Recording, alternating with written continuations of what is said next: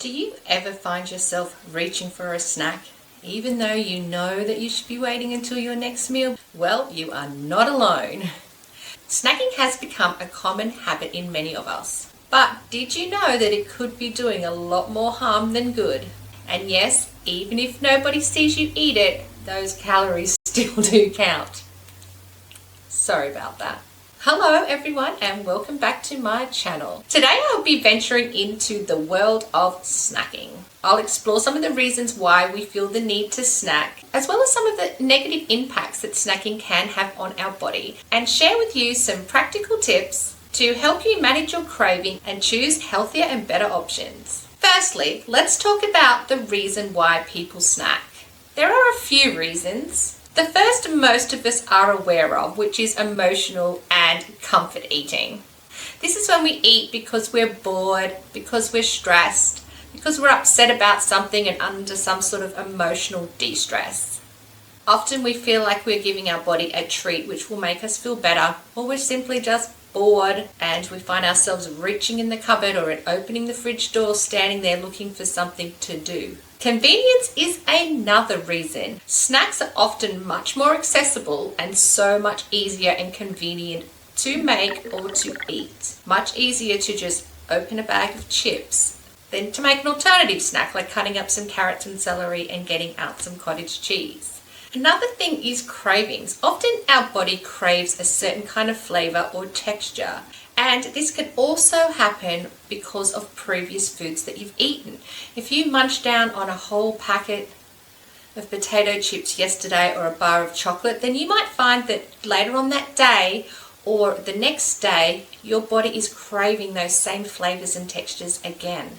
Another big thing about snacking is social situations. Often when we're around other people, we are encouraged to eat. We go to parties, we go out to coffee shops, there's foods and snacks available, and we feel like that we're obliged to eat them, so we tend to snack. One, to be polite, or two, because they're there. And often friends can encourage you to join in. Here, try this. Availability is also another reason. Often we snack because the food is actually there. If you open the fridge and you see something, it's just easy to pop in your mouth or grab something out of the cupboard. It's accessible, it's easy, and it's there. Which is why we often say we shouldn't keep those things in the house, because if they're not there, we can't have them, right? Another big reason that we snack is out of habit. Are you guilty of always buying popcorn or a Choc Top when you go to the movies? When you sit down to binge Netflix, do you have a bag of chips or a block of chocolate? When you pick up a morning coffee, do you also pick up a pastry or a muffin, even though you've already had breakfast? Because that's what you always do. Habits form about 43% of what we do every day, so it is important to change these habits to more healthy options or get rid of them altogether. But while an occasional snack really is not going to cause any harm, it's that snacking every day that can lead to problems. Everything adds up over time, and that constant snacking and those extra calories can creep up on you, and all of a sudden 6 months down the track you hop on the scales and you go, what has happened? Some of the other problems with snacking is increased insulin levels, especially on sugary and high carb foods, as these can cause a spike in insulin. This can run right if you are someone who suffers with high blood sugar or diabetes. But the other problem is that the sudden rush of sugars can cause your body to want to eat again, or looking for a more nutritional, substantive meal 1 to 1.5 hours down the track. Again, you could be eating again before you're up for your next proper meal. And often it can cause a sugar crash. So if we do snack, we should definitely be keeping away from those sugary and high carb foods. Another issue of constantly eating is digestive issues. When we are eating all the time, we are not giving our stomach and our digestive system a break. And that can lead to such things as indigestion and bloating, as well as other bowel issues. And of course, the big one is weight gain. Whilst you might be thinking that you're only having a small snack every day, over a period of time, those snacks do add up. That's why you can all of a sudden pop on the scales and get a big surprise when you think you've been pretty good. So how do we deal with snacking? One of the things that you need to understand first of all is that 80% of the time when you are feeling hungry, you are actually thirsty. Your brain doesn't know the difference. It will tell you you're hungry when it just wants some water. So your hunger is actually dehydration. So the first thing that you should do whenever you feel hungry is reach for some water.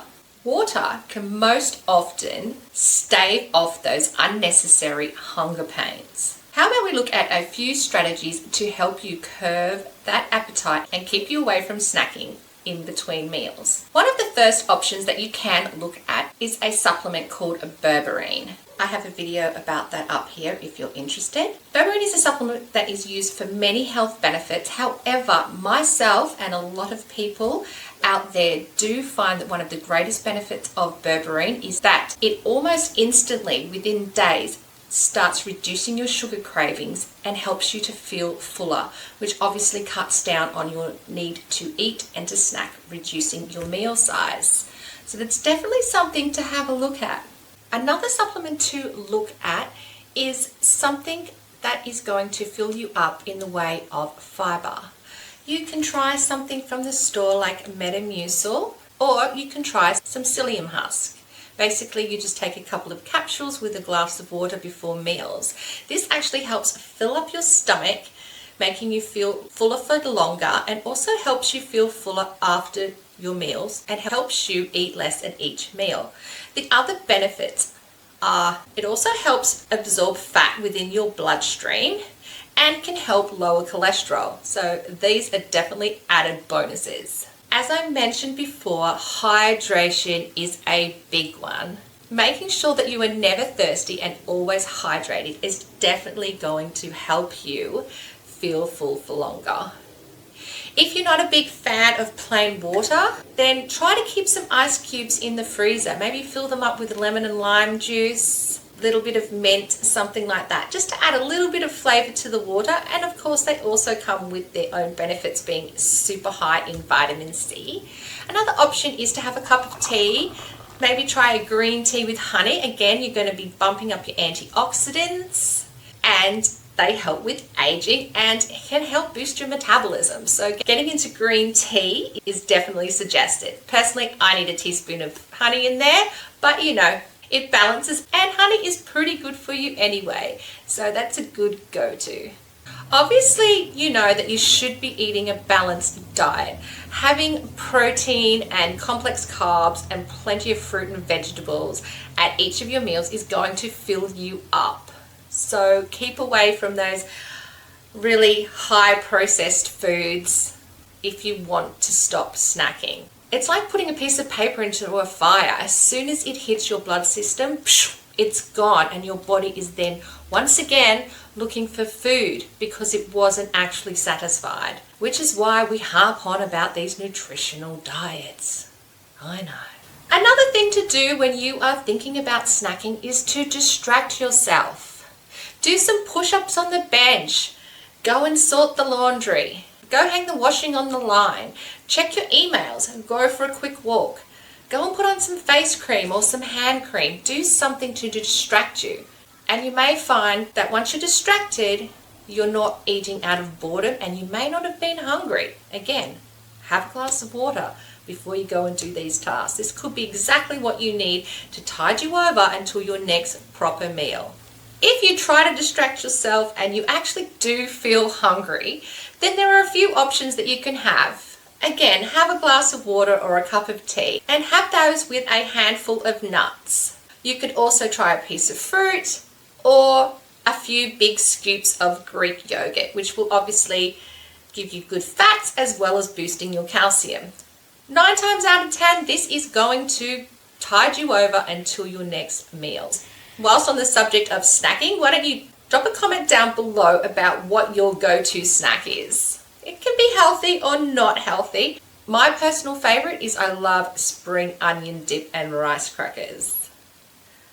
If I'm going to snack, that's what I often reach for, even though I know I should be eating almonds.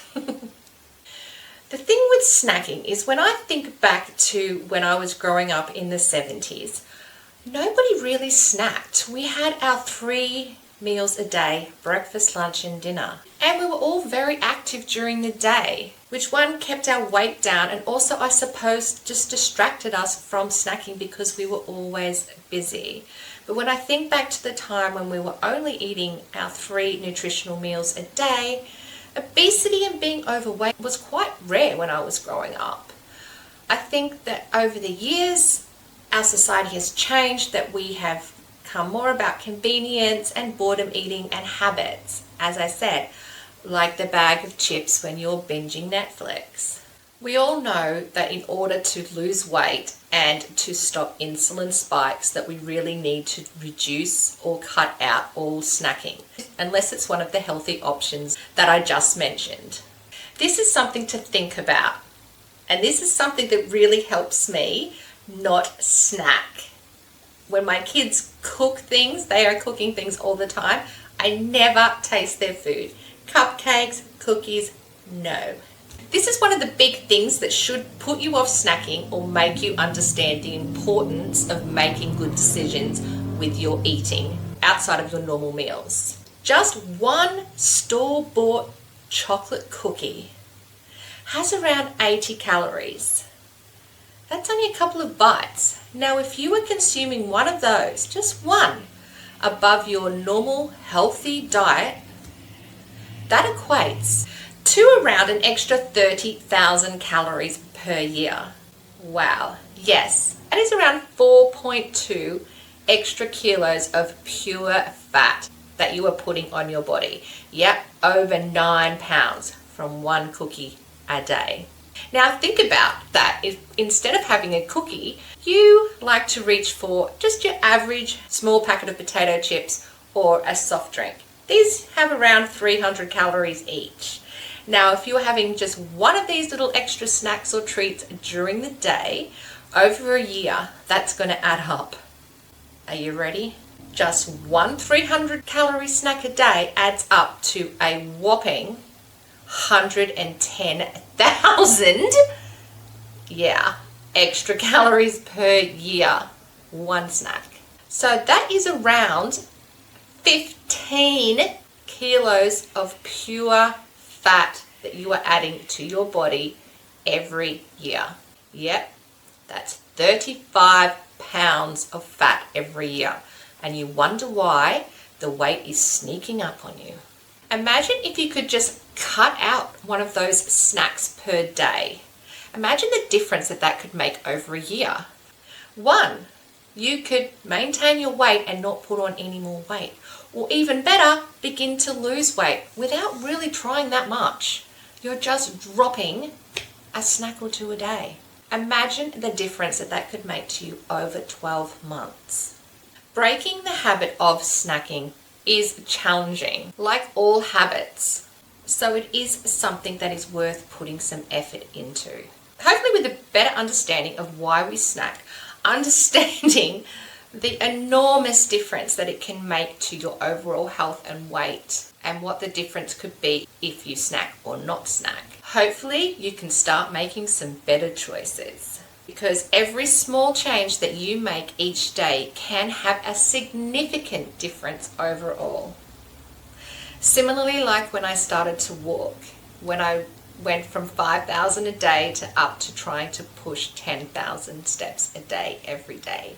I have a video here that you can watch where I go further into my journey with walking. Thank you so much for watching and have yourself a wonderful day. Hope to see you soon.